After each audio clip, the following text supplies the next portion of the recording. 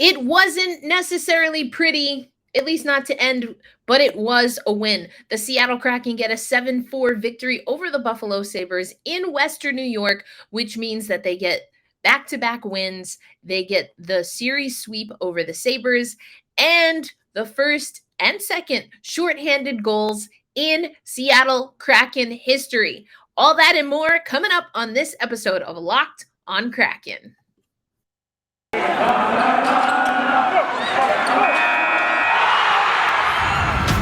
You are Locked on Kraken, your daily podcast on the Seattle Kraken, part of the Locked On Podcast Network, your team every day. We are the Seattle Kraken.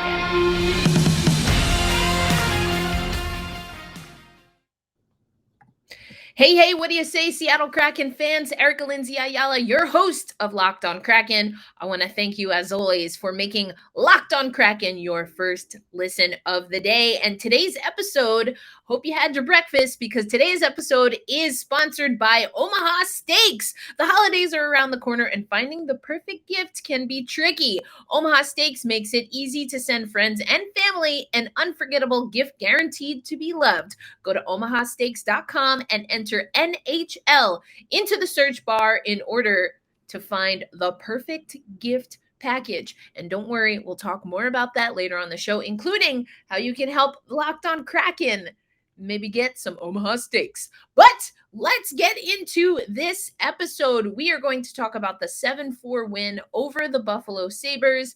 It is a great win for the Seattle Kraken in a lot of ways. It was also not such a great win for the Seattle Kraken in other ways. But here's where the Seattle Kraken stand: 8-13-1 on the season, 17 overall points, which puts them just behind Los Angeles, not just in the division standings, but also in the conference standings. So within striking distance, but still a lot of work to do. And that's why I kind of liked this game. Wasn't pretty.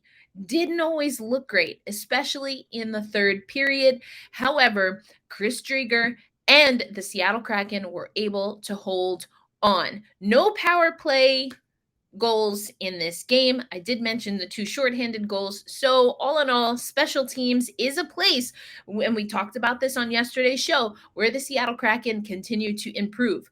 But here's some of the stats. I'll pull this up. It should be popping up here on the screen for you. But the shots on goal favored the Sabres. Face-offs, talked about that on yesterday's show. Favored the Sabres. Power play goals favored the Sabres. Hits favored the Sabres. Penalty minutes, we had more penalty minutes. And yet, somehow, we still win the game. Now, the block shots are pretty much even for all intents and purposes. However, it was about when the Seattle Kraken were able to block shots. It was about when the Seattle Kraken were able to get gritty goals. And you're going to hear Dave Haxtell talk about that. But overall, it's about momentum, when the momentum catches, and everything to that nature. We're going to hear from Dave Haxtell, but before we get into more of the breakdown and analysis of this game, I do want to, unfortunately, give you the news that Jordan Eberle went down with an injury for the Seattle Kraken. Here's Dave Haxtell talking about what he saw on the play.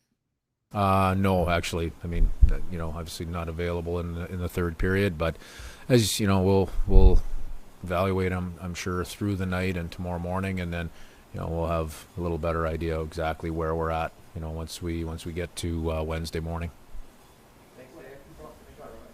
What's that? No, it wasn't on a shot block. It was not on a shot block, but it was on a play during the second period. So Jordan Eberle down with an injury. You saw that he fell to the ice, was right in the face of the net, and was trying to make a play, tripped up, nothing. It was just a hockey play, essentially, is what I'm getting at. But they showed the replay on Root Sports, and it looked like he tweaked his ankle. I guess it would have been his right ankle, which led to the fall. And then you see Jordan Eberle skate off the ice, but putting no weight on that right leg. It did seem to bend and buckle at the ankle, but it's officially a lower body injury as tweeted by the Seattle Kraken PR. You heard what Dave Haxtell said. He'll be evaluated.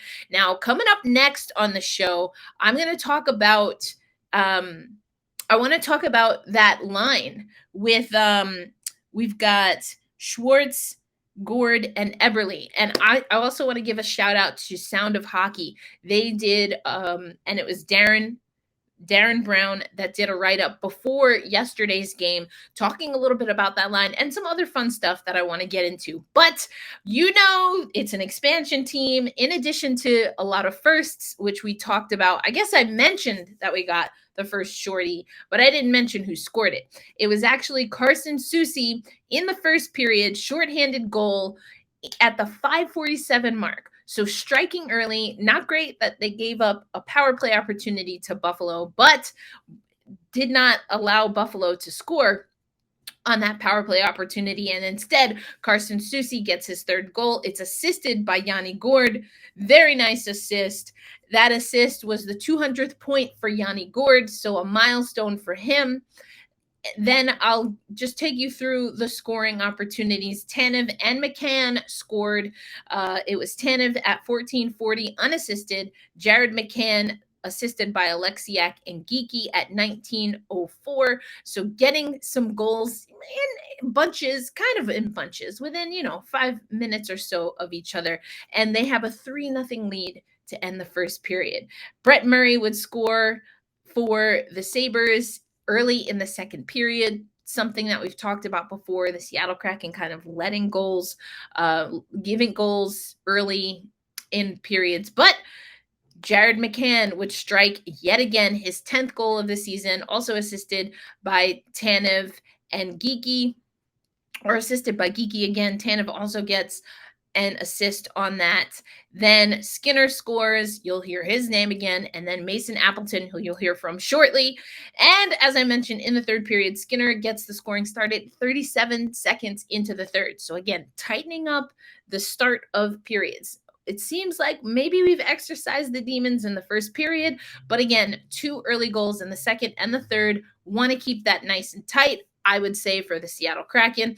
But Jaden Schwartz would get a goal, his 5th of the season. Then Buffalo would strike again before Mason Appleton gets the final goal of the game, closes it out for the 7-4 win. So a back and forth game in the second and third period. I talked about the breakdowns yesterday on yesterday's show, so it's not really surprising that we saw the back and forth, both with the teams kind of letting up goals, but also getting goals in the second and third frame.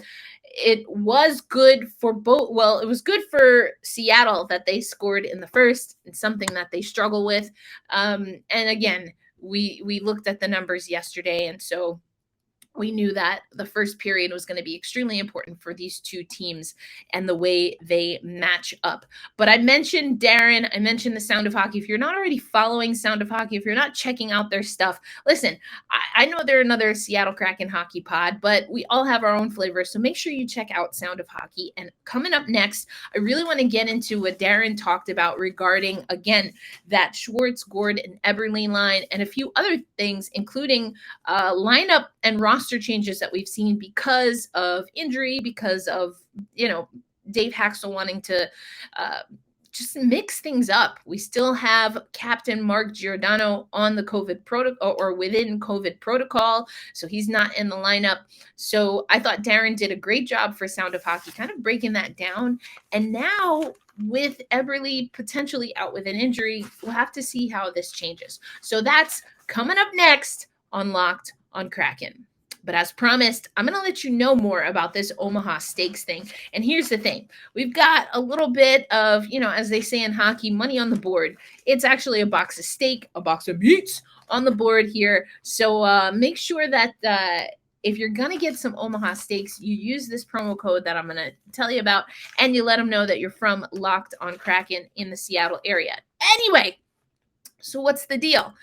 As I told you earlier, the holidays are right around the corner, and finding the perfect gift can be tricky. I know I'm having that problem myself, but Omaha Steaks makes it easy to send friends and family an unforgettable gift guaranteed to be loved. If you go to omahasteaks.com and enter NHL in the search bar, you will find the perfect gift package. For $99.99, you'll get 24 entrees like the world famous bacon-wrapped filet mignon. Oh, chicken breasts, sides, desserts, and so much more. So make sure you use promo code NHL, and you'll also get an additional 8 Omaha Steaks burgers free with your order. All the meats, stuff them in your freezer, and then you don't have to worry about what to cook up for the holiday season.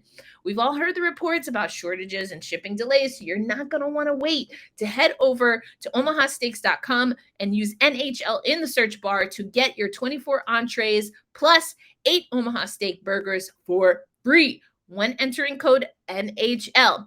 Achieving gift greatness with Omaha Steaks. Incredible flavor, incredible value, and 100% guaranteed. Make sure they know Locked On Kraken sent you.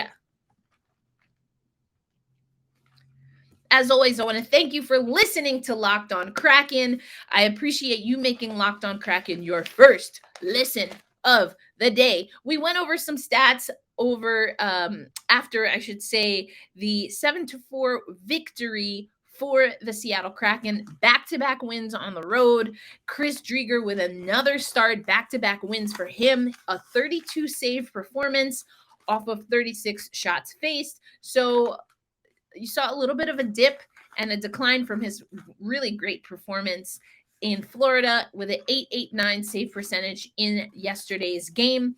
But I want to talk about, as I mentioned, Darren's piece. And actually, we'll start with Darren talking about Chris Driedger. He's got the start in net, and I mentioned it yesterday, but I think Darren does a really great job breaking down why we might see a little bit more of an equitable goaltending situation. For those who don't know, Darren is a goaltender himself, so I highly trust and recommend that you look at his goaltender analysis in particular. So he talks about, obviously, Driedger. I know I've talked about it. Driedger getting his first start and then getting injured in that game. I've talked on the show before about not really being all that impressed by Driedger in the preseason, in training camp, and Driedger kind of talking through that. However, when he got a 33 save performance against his former team, he definitely looked like the type of version of Chris Driedger that the Seattle Kraken wanted when Ron Francis told us, Darren was there, I was there at the expansion draft and throughout that weekend, that the plan was really to have a little bit more of a goalie tandem. So, and again, Darren does a great job here also talking about Driedger's contract and, Grubauer perhaps struggling a little bit and how Monday, quote, feels like a step toward a more equitable division of labor. We saw that when Driedger got the back-to-back starts. So Darren was right on the money when it came to that. And then Darren goes on to talk about Will Borgen, Riley Sheahan, and basically the kind of musical chairs that we're playing on defense right now. But before we get into Darren's analysis, let's hear from Will. Not a man of many words, but here's what he had to say after the 7-4 win against his former team. Yeah, everything makes everything easier when everyone's playing to the system and working hard. Tonight definitely wasn't pretty, though. Buffalo made a nice push, but, it's nice to get a win still. Honestly, just keep playing the same way we were playing. You don't want to change things up if it's going well, right? So, yeah. And the reason that I wanted to play that clip is because you heard at the end Will saying, hey, essentially, if it ain't broke, don't fix it. And that's where opportunity. And Darren, again, was right on the money with his analysis here with, unfortunately, Mark Giordano in COVID protocol, also with Lazan perhaps not performing the way that Dave Haxel and the team wanted him to. There's opportunity here.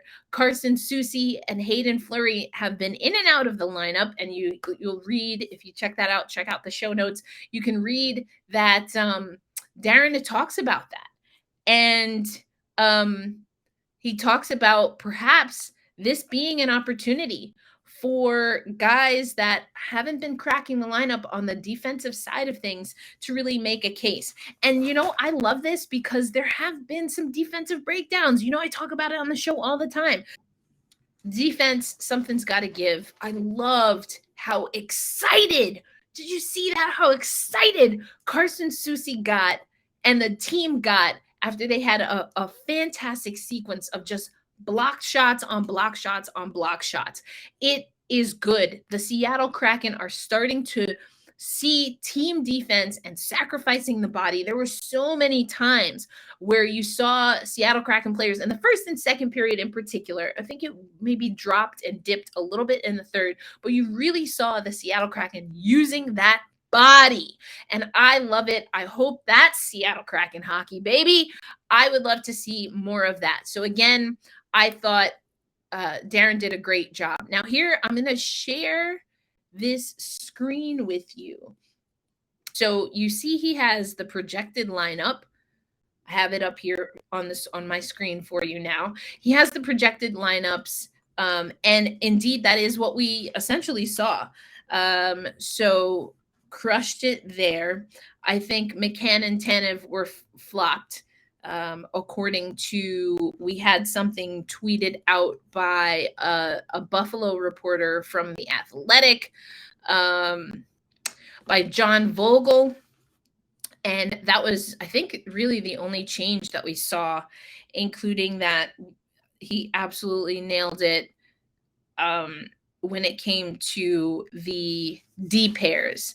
So great job by Darren. I'm going to close this out now. But another thing that he says, and again, go read the article. I'm not going to show you the full article. Go read the article. This is the second meeting between the Seattle Kraken and the Buffalo Sabres. The Kraken won convincingly in the first game between these two teams. Jordan Eberle scored a hat trick that night, the first in franchise history, and has been mostly hot ever since. Eberle scored twice on Saturday against the Panthers and now has 11 goals on the year.